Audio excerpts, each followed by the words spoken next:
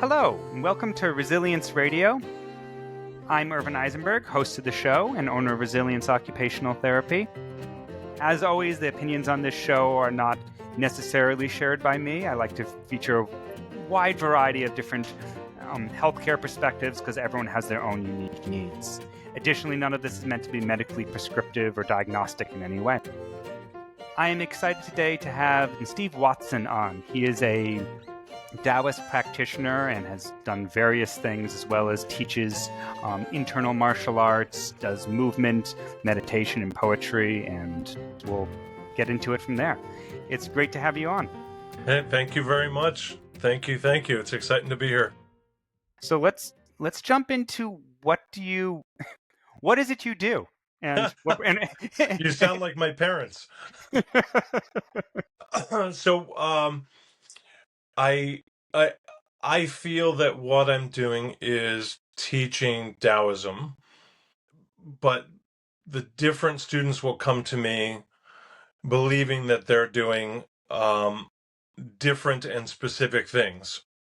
So at 6 a.m., my student might be here to learn Tai Chi. At 7 a.m., the next student comes and they're learning self-massage. The third student comes and they're learning meditation. The fourth student comes and they're learning Qigong. The fifth student is learning self-defense, as an example. But if you were shadowing me, like as my intern or something like that, you would say, hey, I noticed that you just did the same lesson 6 times in a row. But with different examples and different language and different intent, but you were getting at that same lesson. And that lesson for me is generally Taoist philosophy or insights.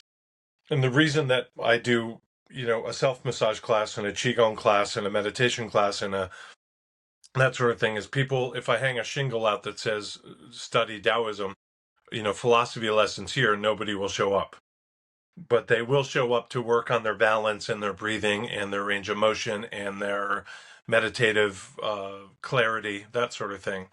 And so it's through those, let's say, portals or entryways or introductions that they find their way to these, what I think are kind of deeper practices, about sort of the human spirit and the human experience. So how did you find your way to Taoism? Well, we're at the start of a podcast, so usually I will say to somebody, let me give you the short version, but I could probably give you the longer version here.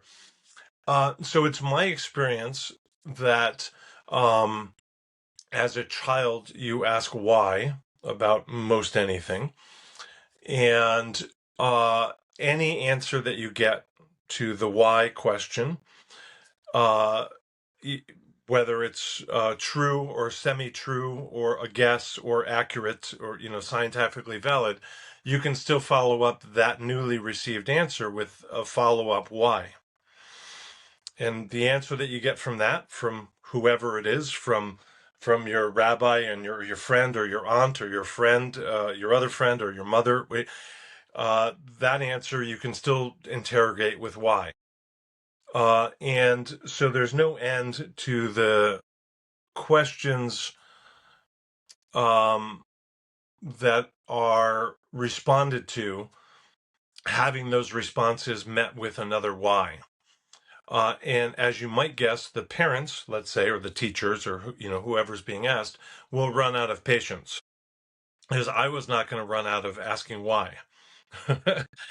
And eventually, it seems to me that you get one of two answers. One is go ask somebody else because I said so, right? And that's basically shutting you down. And two, it's because God made it that way. Something kind of we can't really prove it. It's a faith-based response, which is also just shutting you down. Like you don't have to keep asking because God wants it that way. Something like that. That to me is deeply unsatisfying. Being told, stop asking why. And so for me, that just sent me on a quest of trying to figure the world out. And I tried to read every book in the library, ask everybody until I pestered them and ask them a little bit more, study this, study that. And of course, I grew up kind of before the internet, so it was much more, uh, non-digital, the methods of inquiry. And eventually I found philosophy, and I read everything I could about this philosophy and discarded it because it was wrong. So then I read this other philosophy, and I discarded it because it was wrong. And I went through everything I could find. And when I got to Taoism, my first thought was, oh my God, who stole my ideas? Like, why is this in a book? Like, somebody's in my brain. This is really weird. And I kept reading. And of course, I think what had probably happened is I had picked up an idea reading that and picked up an idea from that. And, all those things I thought I had discarded, I probably, some was still stuck on me when I threw it in the bin, And Yeah, then the I had underlying current that you had. yeah, that's What was probably, sort of the Taoist yeah. principle is what you were relating to. And so when I kind of finally found Taoism, which I have to say was not like a perfect fit with my understanding, but better than anything else. It's fair enough to call me a Taoist, even though I have my arguments. But this is pretty close to how the world actually is. Of course, in my understanding. And I thought, okay, this is the thing. How do I study it? And it turns out that the way to study most philosophies is the ivory tower version.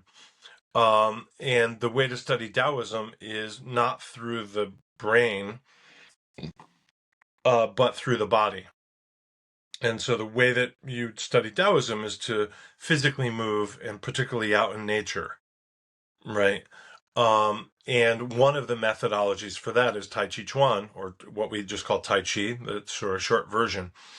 And so I thought, okay, well, how do I do that? And then it was just a matter of finding a teacher to teach Tai Chi.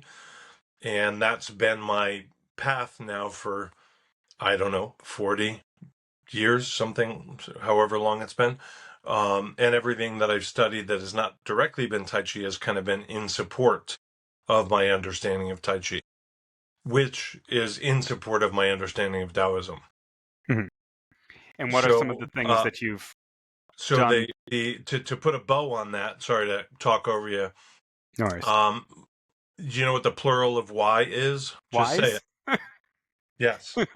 So, so to me, if I can just keep with the why, if I keep with the why, then you arrive at the whys, Mm. right? And so that's been my kind of operating principle.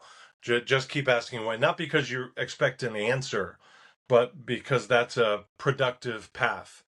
And you don't have to be a wise guy you don't have to be just asking for the sake of asking and to annoy somebody, or but you're like genuine curiosity. So I see Taoism as a proto-scientific human development or expression. I've got a 6-year-old, and I'm often one of his main gateways to the world as to how the world works, which is a bizarre responsibility to have. Mm-hmm. And he's a very intelligent child. I'm starting to get into the position where he asks why, and I pause and I go, I think you have the tools for. First, I'm not sure what you're asking. I said, Yeah. and then the other is, I think you know why. We've already discussed this. I feel like Oh, you're just doing this to get a response out of me, not maliciously or anything, interesting. but Yeah. you know that asking the question why gets information. But I want you to be more precise in your questioning, Yes. so that you're doing the journey. And if it's like, well, why are we eating this for dinner? Well, because that's what we made. Yeah. Like, A really, it's a like, really it, interesting re um, perspectivizing of the idea of asking why is, rather than saying, why is that like that? Ask yourself, why am I seeing it that way? mm, Like, why, with my limited information, am I telling a story of it that it is that way? Which it might be, but it also might be that that's just my perspective, my view, my story. And that sort of shines the light differently. yeah, and I guess in order to answer the question why for somebody else, I want to know what perspective they're taking. So Yes.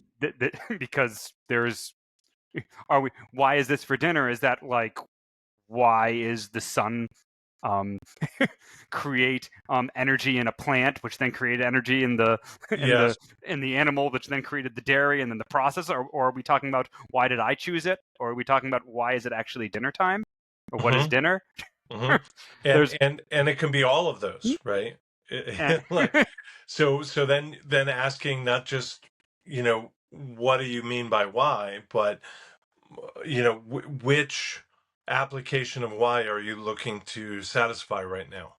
Like, because the short answer is because you eat what you're given, and it's time to eat, and we're a family, right? That's one answer a parent might give, um, and so they're all worth pursuing.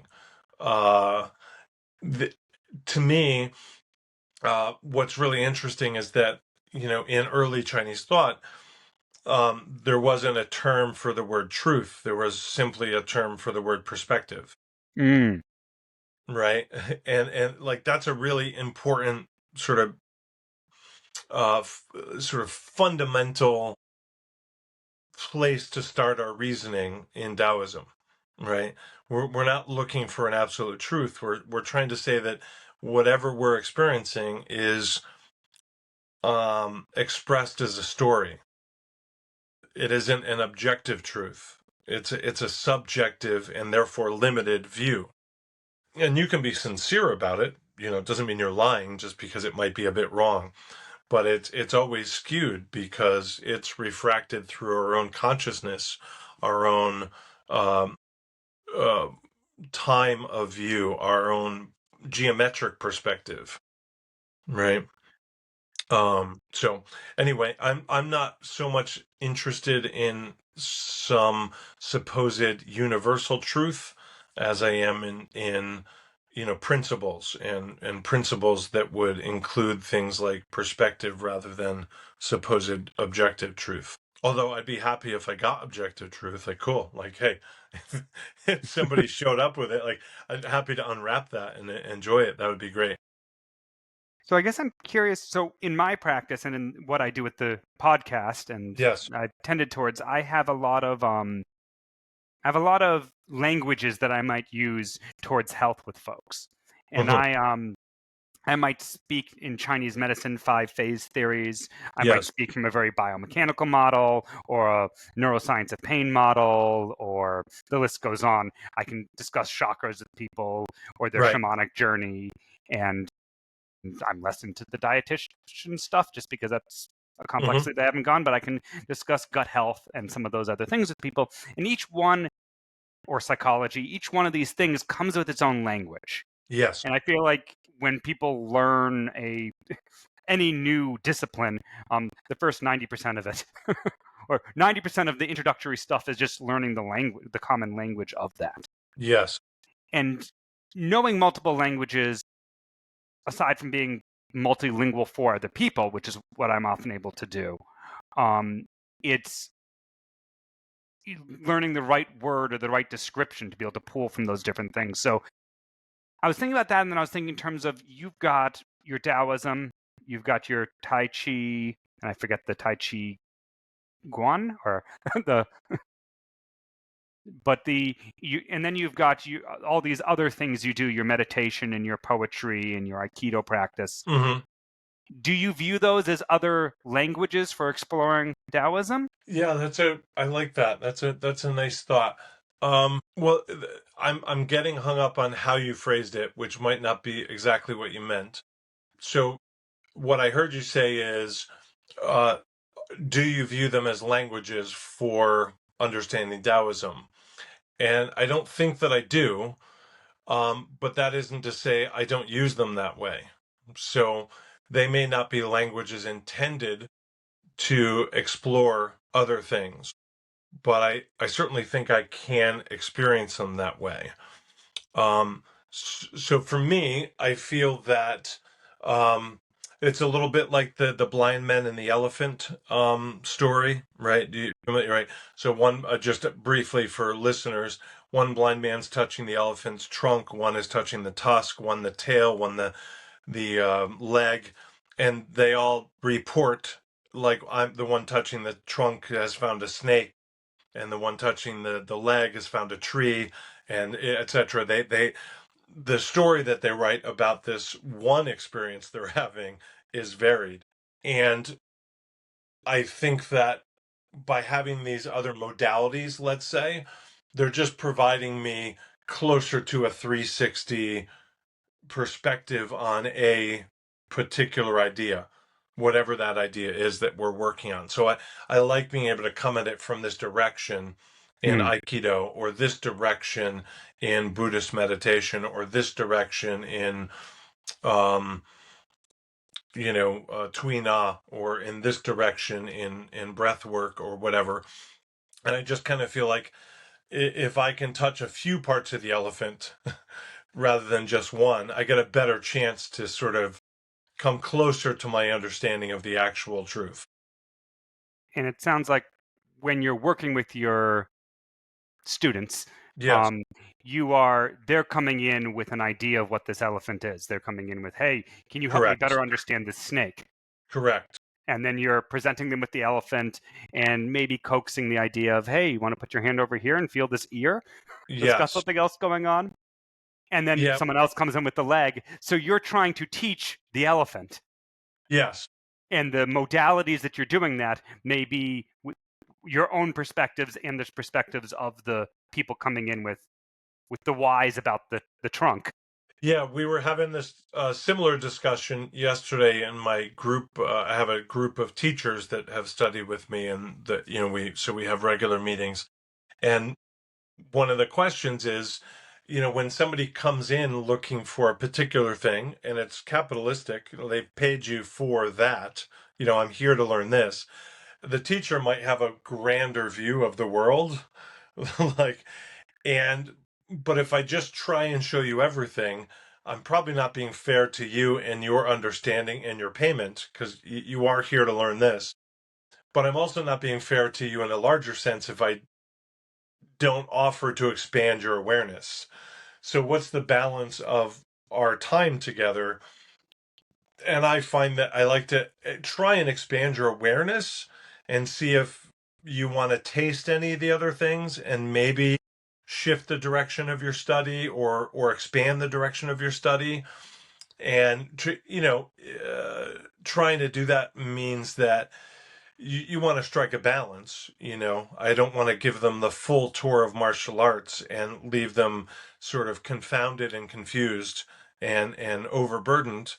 But I also don't want to just say, well, you literally said you want to learn karate, that's the only thing I'm going to teach, and never suggest that they would benefit from meditation, for example. So I think it's important to, at the appropriate time and to the appropriate degree, try and let them know that there's an elephant in the room. And I'm aware that you can get that wrong. You're a human being, like, so did I kind of overwhelm them and give them too much? Did I hold back too long trying to honor what they are here for? So it requires what we call it in Tai Chi, it's this skill of listening. So in Tai Chi, it's this cultivated skill called Tingjin, and it's a foundational, important element of Tai Chi, which is to be listening, to get feedback. Um, it's not listening with the ears only, right? So it's listening in that broader sense. So everything that you're doing, you're always trying to receive, not just give. It's really, really important not to just, set your lectern up and start lecturing about the wonders of Tai Chi. Like, I need to be reading. Is this becoming overwhelming? Is this interesting? Are you valuing it? Are you just nodding along? Are you way ahead of me? And I need to, move on. Um, so the pronouncing, lecturing kind of version of teaching is generally ego based. It's just, oh, you asked something, I know all about that, I can't wait to hear myself tell it. It's not really about the person receiving it. And I'd like to see if I can get the person to receive it and value it, and then practice it and then integrate it. To me, it's not enough to say, well, I did give the lecture and you were quizzed on it and we can move on.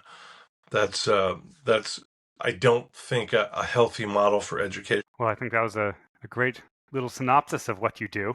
So I'm Yeah, sure there's plenty, and we will get into it in other episodes. But yeah, there's plenty more to dive into in all aspects of that elephant. yeah, oh, yeah. Yeah, I think it's and that explains why, it's so smelly in the room where I teach, because there's an elephant in there. We have to figure that out. I hope you enjoyed that episode. It was the first episode in a series of 4 episodes that we will be recording with Stephen Watson. If you enjoyed, stay tuned next week for the next episode in that sequence. The music was brought to you by Aaron Marcus with their tune Some Biological Process. You can check the show notes for full credits on that. And until next week, take care.